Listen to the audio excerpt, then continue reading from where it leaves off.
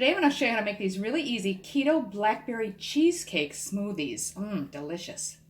Okay, so you're going to need 2 ounces, which is about 57 grams of blackberries. You certainly can use fresh. I just happen to have frozen ones on hand, so I'm going to use those. 3/4 cup of unsweetened almond milk, 1/4 cup of heavy cream or pure cream, and then we'll need 2 ounces, which is about 57 grams of cream cheese. 1 teaspoon of erythritol or your sweetener of choice. This is a stevia blend.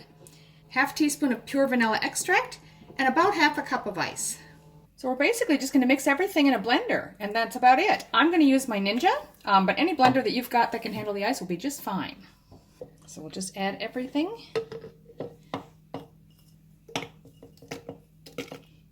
That's the almond milk,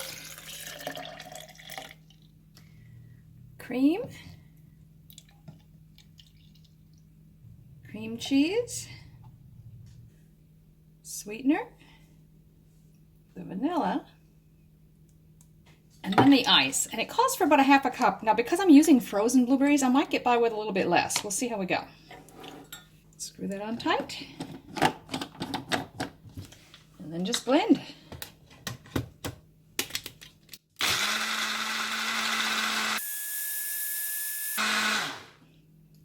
Now this makes 2 serves, so you just want to divide it up.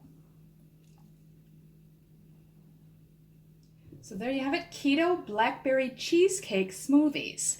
These are really tasty, and like I said, because I used frozen berries, I used a little bit less ice, but if you want them thicker, use a little bit more, or you could even add a scoop of protein powder if you want them to have a little bit more protein in them. If you're trying to get them even less carbs, then just use less of the berries.